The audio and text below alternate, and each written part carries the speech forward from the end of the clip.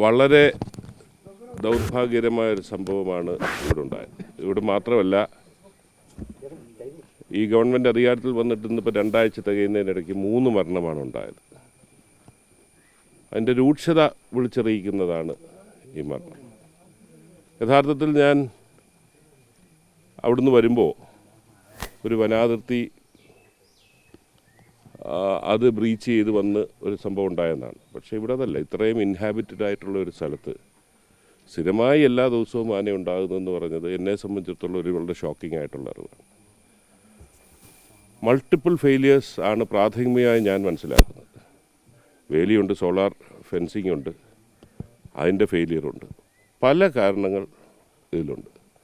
എന്താണേലും വളരെ സീരിയസ് ആയിട്ട് ഇവിടുത്തെ ഈ വിഷയം ഫസ്റ്റ് പ്രയോറിറ്റിയിൽ അഡ്രസ്സ് ചെയ്യാനും, 2 ഇവർ പറയുന്ന വെച്ചാണെങ്കിൽ ഈ പ്രദേശങ്ങളിൽ തന്നെ ആനയുടെ സ്ഥിരം സാന്നിധ്യമുണ്ട്. അന്നേരം ഡ്രോൺ ഉപയോഗിച്ചുകൊണ്ടും ഈ പ്രദേശത്ത് ഫോറസ്റ്റിൻ്റെ കയ്യിൽ തെർമൽ ഇമേജിങ്ങുള്ള രാത്രി ഉപയോഗിക്കുന്ന ഡ്രോൺ ഇല്ല എന്ന് ഇന്ന് രാവിലെ അറിഞ്ഞു. അതടക്കം അവൈലബിൾ ആക്കിയിട്ട് ഇവിടുത്തെ ആനയുടെ സാന്നിധ്യം ഈ സമയം കൊണ്ട് പഠിച്ച് ഇത് കാട്ടിലേക്ക് അയക്കാനുള്ള ആദ്യത്തെ പ്രാഥമികമായിട്ടുള്ള ഇത് അങ്ങനെ തീരുമാനിക്കും. അതോടൊപ്പം തുടർന്നുള്ള ഇപ്പോൾ മീറ്റിങ്ങിൽ എന്തൊക്കെയാണ് ഇപ്പം കമ്പി ഇത് ഇടാനുള്ള സോളാർ ഫെൻസിങ് ഇടാനുള്ളത് വർക്ക് നടക്കാത്ത ചില ഭാഗങ്ങളുണ്ട്. പല വീഴ്ചകൾ കാണാൻ സാധിക്കും. ട്രെഞ്ചിന്റെ പോസിബിലിറ്റി എത്രത്തോളം ഉണ്ടാവും? ഞാനിപ്പോൾ വന്നപ്പോൾ ചോദിച്ചതാണ്. ട്രെഞ്ച് ബൈ ഇറ്റ് സെൽഫ് ഒരു പോസിബിലിറ്റി അല്ല. നമ്മളിപ്പോൾ ഉദ്ദേശിക്കുന്നത് 3 ടയറായിട്ടുള്ള ഇതിൻ്റെ ഏറ്റവും കൂടുതൽ ക്രിട്ടിക്കലായിട്ടുള്ള ഏരിയ ഐഡൻറ്റിഫൈ ചെയ്തിട്ട് അവിടെ 3 ടയറായിട്ട് തന്നെ ഒന്ന് ആർട്ടിഫിഷ്യൽ ഇൻ്റലിജൻസിൻ്റെ ടൂൾസ് ഉപയോഗിച്ചുകൊണ്ട് ഫസ്റ്റ് ലെയർ ഓഫ് ഡിഫെൻസ്, 2ാമത് ഓവർ ഹാങ്ങിങ്, 3ാമത് സോളാർ ഫെൻസ്, ഇതെല്ലാം കൂടെ ചേർന്നുള്ള ഒരിതാണ്. അതല്ല, ചില സ്ഥലങ്ങളിൽ ട്രെഞ്ച് ചെയ്യുക എന്നുള്ളതാണ്. ഇന്നിപ്പം ഞാൻ രാവിലെ തന്നെ കൊടുത്ത ഒരു നിർദ്ദേശവും തീരുമാനവും ഇപ്പോൾ ഉള്ള ഫെൻസിനോട് ചേർന്നുള്ള വനത്തിൻ്റെ ഭാഗമുണ്ടല്ലോ, അവിടെ വിസ്റ്റ ക്ലിയറൻസ് നടത്തണം.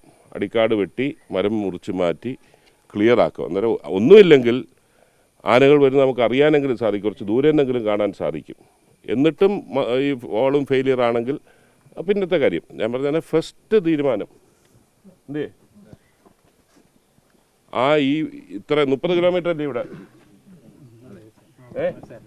ഈ 30 കിലോമീറ്ററിലെ വിസ്റ്റ ക്ലിയറൻസ് ആദ്യം ചെയ്യുക. അത് ചെയ്യുന്ന ഒരു നടപടി. ബാക്കിയെല്ലാം ഇപ്പം അങ്ങോട്ട് പോയി ഡിസ്കസ് ചെയ്തിട്ട് വിമാനം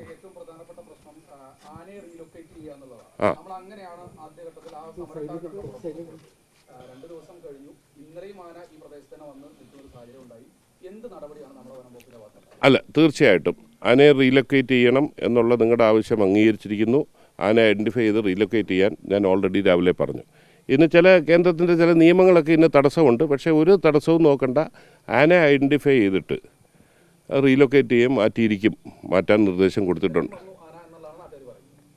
ശരി, നമുക്ക് ഇപ്പം എനിക്ക് ഒരു ദിവസം കൊണ്ട് ചെയ്യാനൊക്കില്ലെന്ന് നിങ്ങൾ സഹകരിക്കുക. ഞാനിന്ന് വന്നു, നോക്കട്ടെ, ഞാനിന്ന് കൊടുത്തേക്കുന്ന നിർദ്ദേശങ്ങൾ ഇഫക്റ്റീവ് ആകുമെന്ന് നോക്കട്ടെ. ഏത് സമയത്തും നമുക്ക് ചെയ്യാം.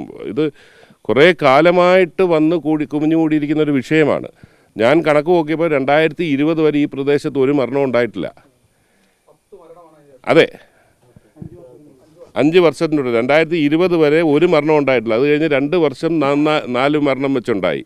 പിന്നെ ഒരു വർഷം 2ആയിട്ട് കുറഞ്ഞു, വീണ്ടും 4ആയിട്ട് ഉയർന്നു. ഇപ്പോൾ ഈ 2026-27 ഇതായിപ്പോൾ ഒരു മരണം സംഭവിച്ചിരിക്കുന്നു. അന്നേരം ഇത് ഈ കഴിഞ്ഞ 5 വർഷമായിട്ടാണ് ഇതിൻ്റെ തീക്ഷ്ണത കൂടിയത് എന്ന് ഞാൻ ഉൾക്കൊള്ളുന്നു. അന്നേരം തീർച്ചയായിട്ടും അതിനൊരു സൊല്യൂഷന് സമയം തരിക, മനുഷ്യസഹജമായി ചെയ്യാനൊക്കുന്ന എല്ലാം ചെയ്യുക. ഫോറസ്റ്റ് ഡിപ്പാർട്ട്മെൻറ്റിൻ്റെ വീഴ്ചയെന്ന് ജനങ്ങൾ പറയുമ്പോൾ അത് ഒരു ഭാഗത്തുണ്ടെങ്കിലും ഞാൻ ഷോക്ക്ഡായിപ്പോൾ. ഇത്രയും സംഭവിച്ചെടുത്ത് ആകെ 25 യൂണിഫോംഡ് ഓഫീസേഴ്സാണ് ആകെ ഇവിടെ ഉള്ളത്. 30 കിലോമീറ്ററിലുള്ളതിൽ ആകെ 25 പേരാണ് ഉള്ളത്. അവർ മനുഷ്യരാണ്. അന്നേരം അതിനൊക്കെ ഗവൺമെൻറ്റാണ് പരിഹാരം കാണേണ്ടത്. ആ കാര്യങ്ങളെക്കുറിച്ച് ഞങ്ങൾ 10 വർഷത്തിലധികമായി അല്ലെങ്കിൽ 15 വർഷത്തോളമായി സംസ്ഥാനം ഒട്ടാകെ ഈ പ്രശ്നങ്ങളുണ്ട്. ഈ അതിരപ്പള്ളിയിലോ തൃശ്ശൂരിലോ മാത്രമല്ല, സംസ്ഥാനം ഉടനീളം ഈ പ്രശ്നം മലയോര മേഖലകളിൽ നേരിടുന്ന പ്രശ്നമാണ്. അത്തരം വിഷയങ്ങൾക്കൊരു ശാശ്വത പരിഹാരം ആണ് എല്ലാ ജനങ്ങളും ആവശ്യപ്പെടുന്നത്. അതിലേക്ക് തീർച്ചയായിട്ടും 10 വർഷത്തേത് പരിഹാരം എന്നെ സംബന്ധിച്ചിടത്തോളം 15 ദിവസം ആകുന്നതേ ഉള്ളൂ സത്യപ്രതിജ്ഞ ചെയ്തിട്ട്.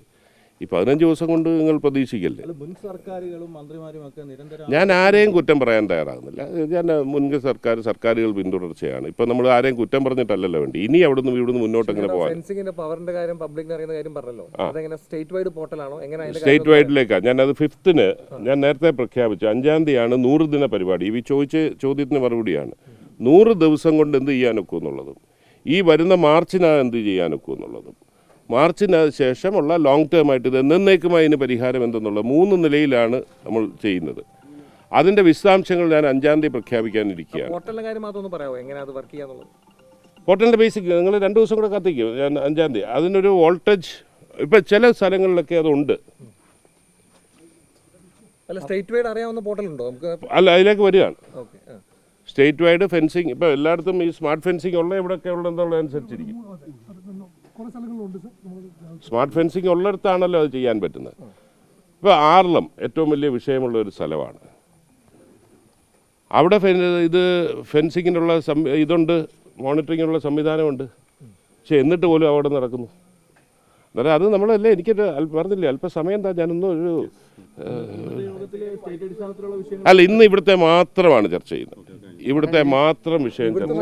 പരിപാടിയിലെ ഇവിടെ വന്യമൃഗങ്ങൾക്ക് വേനൽക്കാലമായി കഴിഞ്ഞാൽ ഒരു തുള്ളി വെള്ളം മലയിൽ കുടിക്കാൻ വേണ്ടിയിട്ട് ഇതിന് പൊക്കത്ത് ഒരു വയൽ പോലൊരു സ്ഥലമാണ്. വർഷങ്ങളായിട്ട് ഞങ്ങൾ പറയുന്നതാണ് അവിടെ ഒരു തടയണ കെട്ടി വെള്ളം ശേഖരിക്കാം.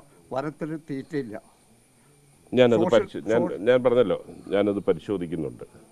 3 കാര്യങ്ങളാണ് ശ്രദ്ധയിൽ വന്നത്, പൊതുജനം പറഞ്ഞത്. 1, വനത്തിലെ ഭക്ഷണത്തിൻ്റെ കുറവ്. 2, വനത്തിൽ കുടിവെള്ളത്തിൻ്റെ കുറവ്. 3, എണ്ണം പെരുകിയത്. ഇത് 3 നമുക്ക് പഠിച്ചേ പറ്റൂ. നമ്മൾ ഇന്ന് പറഞ്ഞുകൊണ്ടല്ല. ഈ വെള്ളത്തിൻ്റെ വിഷയം വരുന്നു. ഞാൻ പറഞ്ഞു വെള്ളത്തിൻ്റെ വിഷയം വരുന്നു. ചില സ്ഥലങ്ങളിലെങ്കിലും നമ്മൾ തടയണ കെട്ടി. തമിഴ്നാട്ടിൽ വരൾച്ച ഉണ്ടാകുമ്പോൾ അവിടുത്തെ ആനകളെല്ലാം കൂടി ഇങ്ങോട്ട് വരിക വെള്ളം കുടിക്കാൻ.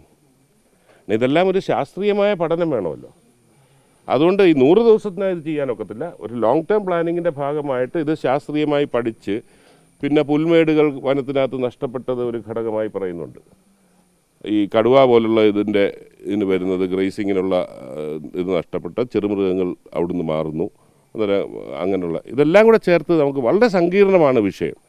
അതുകൊണ്ടാണ് ഞാൻ പറഞ്ഞത്. പലരും അത് കഴിഞ്ഞ ദിവസം എനിക്ക് ഒറ്റമൂലിയില്ലെന്ന് പറഞ്ഞപ്പോഴത്തേക്കിന് വ്യത്യസ്തമായി പറഞ്ഞു. ഞാനുള്ള കാര്യം പറയുന്നതാണ്. നമ്മളിപ്പോൾ അങ്ങനെ ഞാനിത് പരിഹരിച്ച് തരും, അത്ര ഞാൻ ഉറപ്പ് തരുന്നു. എനിക്ക് അതിനുള്ള സമയം തന്നാൽ മനുഷ്യ സഹജമായി ചെയ്യാവുന്ന എല്ലാ കാര്യവും ചെയ്യും.